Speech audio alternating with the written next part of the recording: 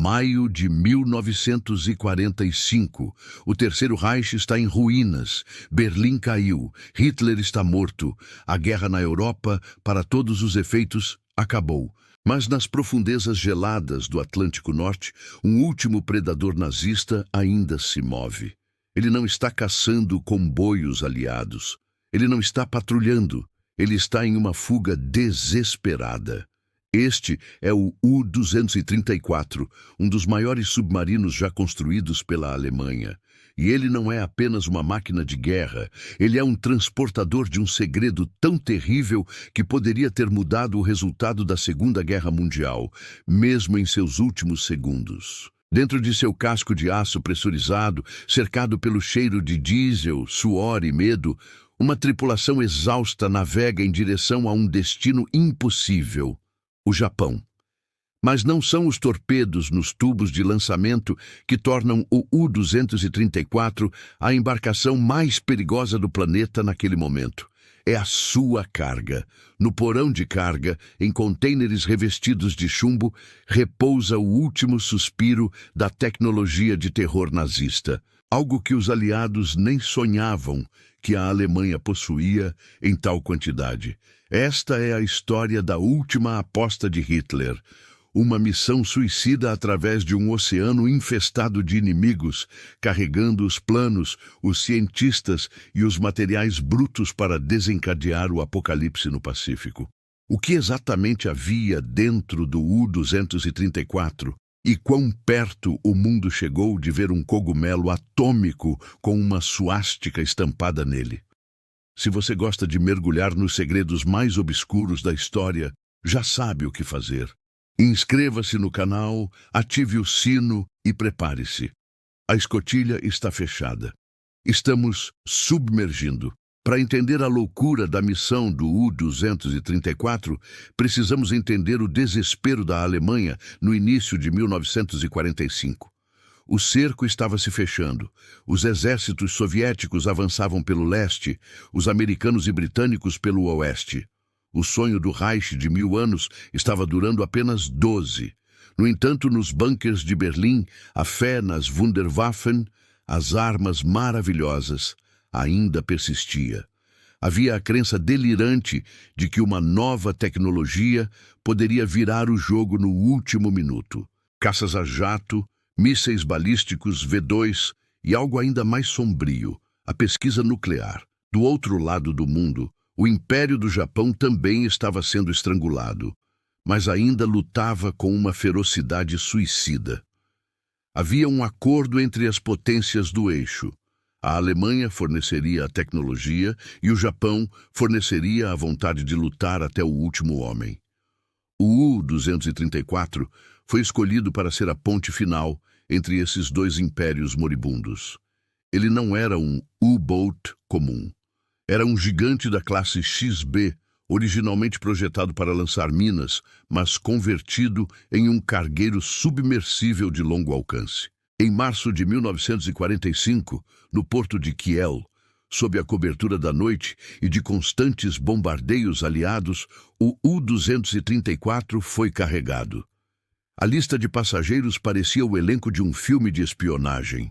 Havia um general da Força Aérea Alemã, um especialista em defesa antiaérea, cientistas de ponta, engenheiros da Messerschmitt e 2 oficiais da Marinha Imperial Japonesa, o tenente-comandante Hideo Tomonaga e o tenente-comandante Shoji Genzo. Eles estavam lá para garantir que a carga chegasse a Tóquio. E que carga!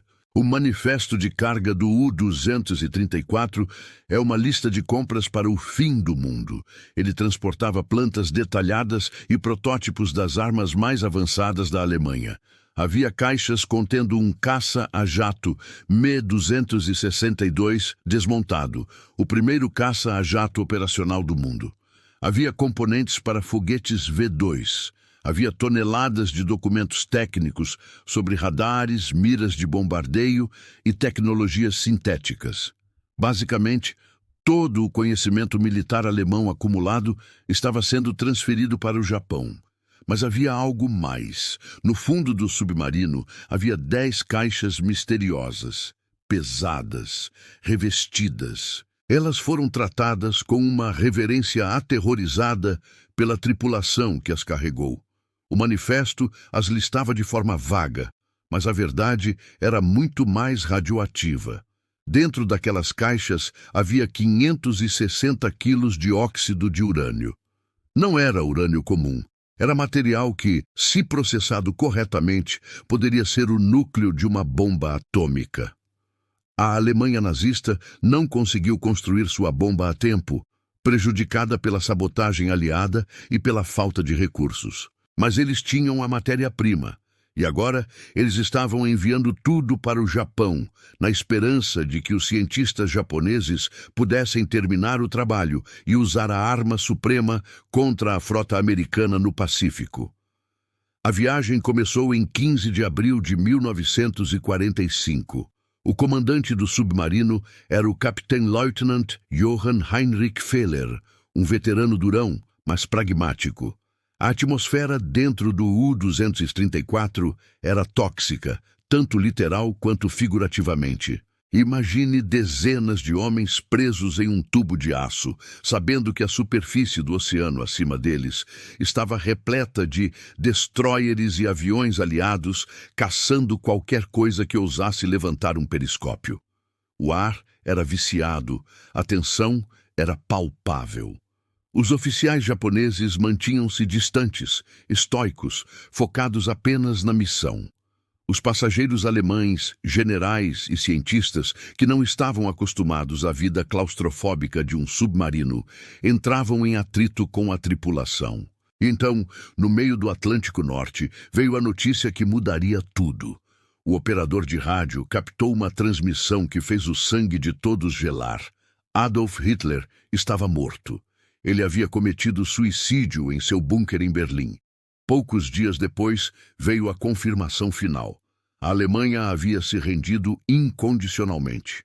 O grande almirante Karl Dönitz, agora o novo líder da Alemanha derrotada, ordenou que todos os U-boats no mar cessassem as hostilidades e se entregassem ao porto aliado mais próximo. O caos se instalou dentro do U-234. Eles estavam no meio do oceano, com uma carga que poderia destruir cidades, servindo a um país que não existia mais. O que fazer? O comandante Feller enfrentou um motim silencioso. Alguns oficiais queriam seguir a ordem de Dönitz e se render. Eles queriam voltar para casa, ver suas famílias, sobreviver. Outros, os mais fanáticos, queriam continuar a missão. Queriam chegar ao Japão, ou pelo menos afundar lutando. A Argentina, um refúgio conhecido para nazistas em fuga, também foi considerada como destino. Mas o maior problema eram os dois oficiais japoneses. Para Tomonaga e Genzo, a rendição era uma desonra inimaginável. O Japão ainda estava em guerra. A missão deles era sagrada. Eles exigiram que Feller continuasse para o Pacífico. Quando ficou claro que o comandante alemão pretendia se render aos americanos, os dois oficiais japoneses tomaram uma decisão final, seguindo o antigo código dos samurais. Eles se trancaram em seus beliches. Tomaram doses letais de luminol, um sedativo poderoso, e enquanto perdiam a consciência, cometeram seppuku, o suicídio ritual. Eles preferiram a morte à vergonha de ver a tecnologia secreta cair em mãos inimigas. Os corpos foram sepultados no mar, com honras militares, em um funeral bizarro e sombrio nas profundezas do oceano. Com os japoneses fora do caminho, o comandante Feller tomou sua decisão. Ele não iria para o fundo do mar por uma causa perdida. Ele ordenou que o U-234 subisse à superfície e emitiu um sinal de rendição em uma frequência aberta. Era 14 de maio de 1945. O destroyer americano USS Sutton interceptou o sinal. A tensão quando os marinheiros americanos abordaram o gigante submarino nazista era imensa. Eles esperavam uma armadilha. Mas o que encontraram foi uma tripulação derrotada e, mais importante, o maior tesouro de inteligência militar da guerra. Quando o U-234 foi rebocado para Portsmouth, New Hampshire, Os oficiais da inteligência naval americana começaram a catalogar a carga. Eles ficaram chocados com os caças a jato e os foguetes, mas foi quando abriram os contêineres revestidos de chumbo no fundo do porão que o verdadeiro pânico se instalou. Os cientistas do Projeto Manhattan, o programa ultra-secreto americano para desenvolver a bomba atômica, foram chamados às pressas. Eles confirmaram os piores medos. Era urânio. E não apenas isso. A pureza e a quantidade sugeriam que a Alemanha estava muito mais avançada em seu programa nuclear do que os aliados haviam estimado. O destino final dessa carga é uma das grandes ironias da história. Há teorias fortes, embora nunca oficialmente confirmadas pelo governo dos Estados Unidos, de que o urânio capturado no U-234 foi rapidamente transferido para as instalações do Projeto Manhattan. Alguns historiadores argumentam que esse material nazista foi processado e acabou sendo usado como componente físsil na Little Boy, a bomba atômica lançada sobre Hiroshima poucos meses depois, em agosto de 1945. Pense nisso por um segundo. O material destinado a dar ao Japão uma arma nuclear pode ter sido o mesmo material usado para forçar sua rendição. A missão do U-234 falhou em seu objetivo original, mas sua carga mortal acabou cumprindo seu propósito de encerrar a guerra, apenas de uma maneira que Hitler e Hirohito jamais poderiam ter imaginado. O U-234 foi eventualmente afundado pela Marinha do Sandler, como alvo de teste em 1947. Ele repousa agora no fundo do Atlântico, um túmulo de aço para os segredos de uma era de pesadelos. Mas sua última viagem permanece como um lembrete arrepiante de quão perto o mundo esteve de um cenário ainda mais devastador. Uma corrida contra o tempo travada no silêncio das profundezas, onde o prêmio era o poder de destruir nações inteiras. Se essa história te prendeu até aqui, não deixe de apoiar o canal. Sua inscrição e seu like são o combustível que nos permite continuar mergulhando nesses abismos da história. Comente abaixo. Você acha que o Japão teria conseguido construir a bomba se o U-234 tivesse chegado a Tóquio? Eu quero saber a sua teoria. Até a próxima investigação.